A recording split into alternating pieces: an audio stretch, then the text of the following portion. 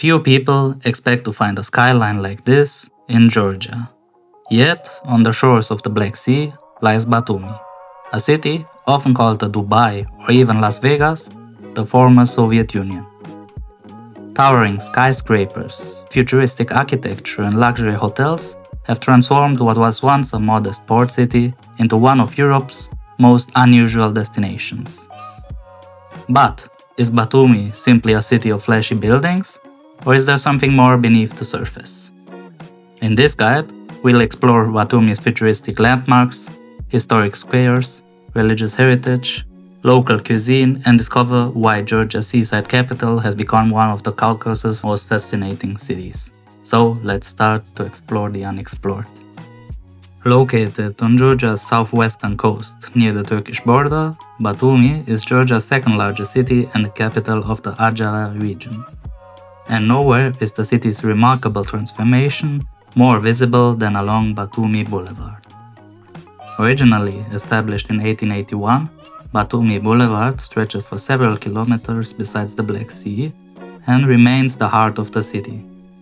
Palm trees, fountains, sculptures and modern architecture line the waterfront, creating an atmosphere unlike anywhere else in Georgia. Much of the skyline visible today didn't exist 20 years ago. Following the Rose Revolution of 2003, large-scale investment transformed Batumi into Georgia's showcase city.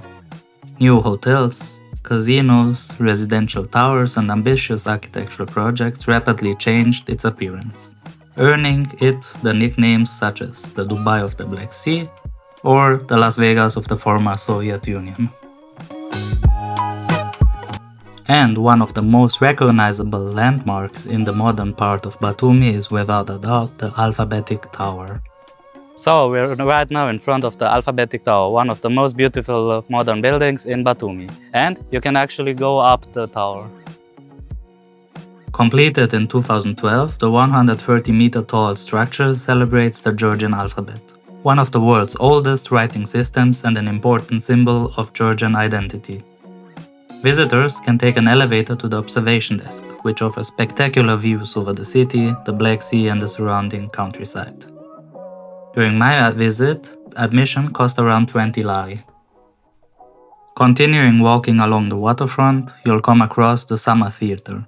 Built in its current form in 2013 after fire destroyed the previous structure, it hosts concerts, festivals and cultural events throughout the warmer months of the year. Nearby stands the Batumi Drama Theater. Although the building appears much older, it was only completed in 1952 during the Soviet period. Inspired by classical Greek architecture, it remains one of the city's most important cultural institutions. One attraction that may be surprising in a travel guide is Batumi's famous McDonald's. However, this is no ordinary fast food restaurant. Designed by architect Georgi Khmaladze and completed in 2013, its futuristic glass structure won several international architectural awards and has become one of the city's most photographed buildings. At first glance, Batumi almost feels like a city from the future. But beneath the modern skyline lies a story that stretches back thousands of years. Long before the skyscrapers arrived, this coast formed part of the ancient Kingdom of Colchis, the legendary land of the Golden Fleece. Over the centuries, Greeks, Ottomans, Russians and Soviets all left their mark here. To understand Batumi fully, we need to look beyond the skyline. The best place to begin is Europe Square, where Batumi's modern ambitions meet its ancient past. At the center of the square stands the statue of Medea, holding the Golden Fleece, a reference to the ancient Kingdom of Colchis and the famous legend of Jason and the Argonauts. According to Greek mythology, Jason traveled to this region in search of the Golden Fleece, making Colchis one of the most famous places in the ancient world. Surrounded by elegant buildings, cafes and historic architecture, Europe Square forms the symbolic heart of Batumi. Much of the surrounding architecture reflects the city's rapid growth during the late 19th century, when Batumi became one of the Russian Empire's most important ports on the Black Sea. While the square is impressive during the day, I would highly recommend returning in the evening. As the surrounding buildings become illuminated and locals gather in the cafes and restaurants, the atmosphere changes completely. My opinion, an evening walk through Europe Square is one of the highlights of any visit to Batumi, and offers a very different experience from the futuristic waterfront just a few minutes away. Just a short walk away lies Piazza Square, one of the most interesting and charming places in Batumi. Completed in 2010 and inspired by Italian piazzas, the square combines colorful facades, mosaics, and decorative details that feel surprisingly Mediterranean. It offers an interesting contrast to the futuristic skyline nearby and is one of my favorite places in the city. Batumi's position between Europe and Asia has brought together many cultures and religions over the centuries. One of the best examples is the Holy Mother of the Nativity Cathedral.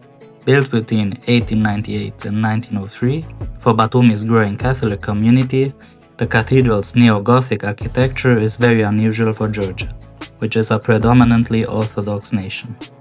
During the Soviet era, the building was used for various purposes before eventually becoming Batumi's principal Orthodox cathedral. Another important landmark is the Armenian Apostolic Church, which dates back to the 19th century.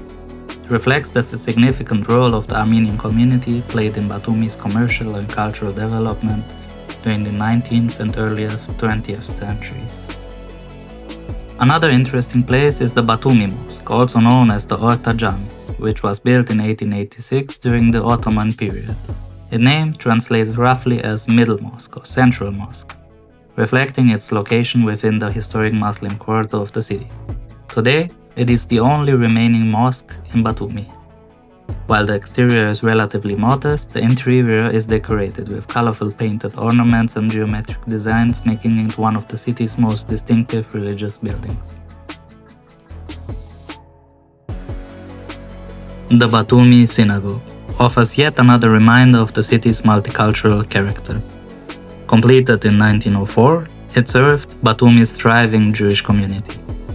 Although it was closed during my visit, it remains an important symbol of the many peoples who helped shape the city. For a quieter and less touristy experience, it is worth visiting the Church of Saint Vakhtang Gogasali.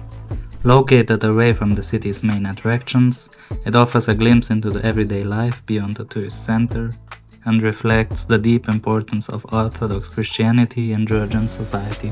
Located just north of the city center lies one of the most impressive places that you have to visit in Batumi, the Botanical Garden.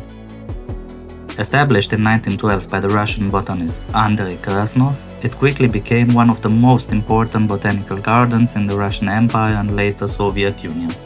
Covering more than 100 hectares on a hillside overlooking the Black Sea, the garden contains thousands of plant species from around the world. Here you can explore sections dedicated to different climatic regions, from East Asia and the Himalayas all the way to Australia and the Mediterranean. Combined with the spectacular coastal views, it is easy to see why the Batumi Botanical Garden is considered one of the finest botanical gardens in the former Soviet Union.